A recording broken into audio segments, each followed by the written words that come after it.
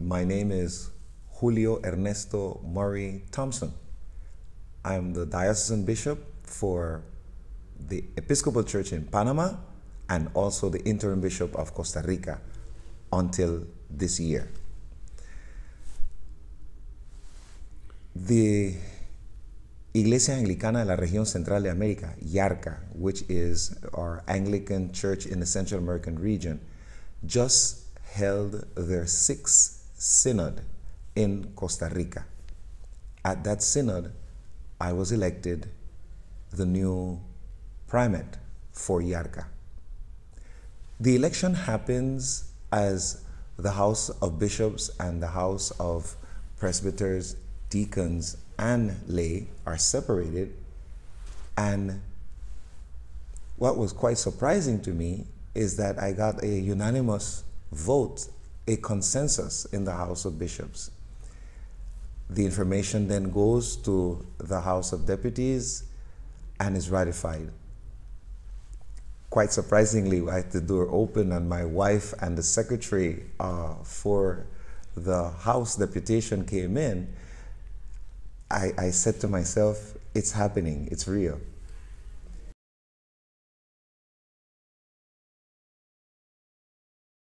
I thank God for the opportunity of being selected to serve the people in IARCA, the Anglican Church in the Central American region. That's a vibrant church. We're not very big in terms of numbers, but our contribution has been quite significant in education, in responding to the needs of people, in human rights, in working alongside with farmers, campesinos, and the indigenous groups. The Church in Central America is blessed with a diversity of cultural heritage. And it's only fair that we will be able to do mission and ministry in a part of the world where there is such diversity. Campesino, meaning the farmers, the indigenous groups in Guatemala and also in Nicaragua, African descent in the 5 dioceses.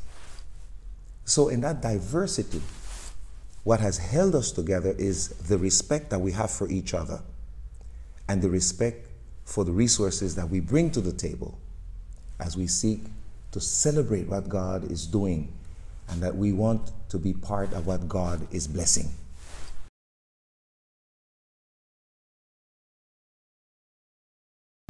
Some of the issues that at the time are at the forefront of our reflection have to do with the migrations. Guatemala, Honduras, El Salvador become the northern triangle in which the impact of migration is having such a stance. The recent reactions or actions of the United States with the migration policy is one that we should be quite aware of and that we should have a response to it. To be a migrant is not a bad thing. You find migrants in the Bible, and even Jesus was a migrant. Migrants are not delinquents. And we do understand that the different processes that have been mentioned have had a beginning date and an ending date. What we are asking the authorities in the United States is to look in a very responsible way in which you're going to respond to those who complied with all that was required of them in each one of these migrant processes. It is our understanding that migrants working in the United States, they too have paid their taxes. And a lot of contributions have come via the migrants. Sending them back to their countries is not going to solve the issue, not going to solve the problem. And I urge the authorities in the United States to sit and think carefully and in a very responsive way try to find a solution that would be realistic to what the contributions have been. The other issue that have been at our heart has to do with preparing the leadership of this generation and the generation to come. Because we are 5 countries working in Central America, there are 5 different ways to approach the leadership issue.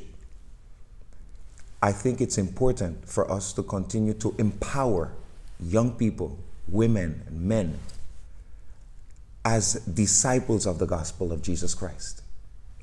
We have been a people of hope, and we are not going to stop, because we do understand that the kingdom business is here to stay. And we want to be prepared to make our contribution as disciples of Jesus Christ. Right now, there is a lot going on in terms of elections of presidents. As we speak, there is a situation going on in Nicaragua, and we stand in solidarity with the people of Nicaragua because we believe that there can be a solution if we get around to the dialogue table where everyone will have a say and an opportunity to contribute. The problem is not going to be solved on the streets. It's truth. There is no roadmap previously known for a crisis. As you handle the crisis, you understand what the roadmap would be. But crisis can be handled and managed in a way that less people are killed for the sake of peace. So we stand in solidarity, and we hold the people of Nicaragua close to our hearts at this time. And we also hold the people of Panama and Costa Rica. Costa Rica has just elected a new president. Panama will have an election next year. But how important it is that the leaders in our countries realize that they have a tremendous responsibility with the majority of the people.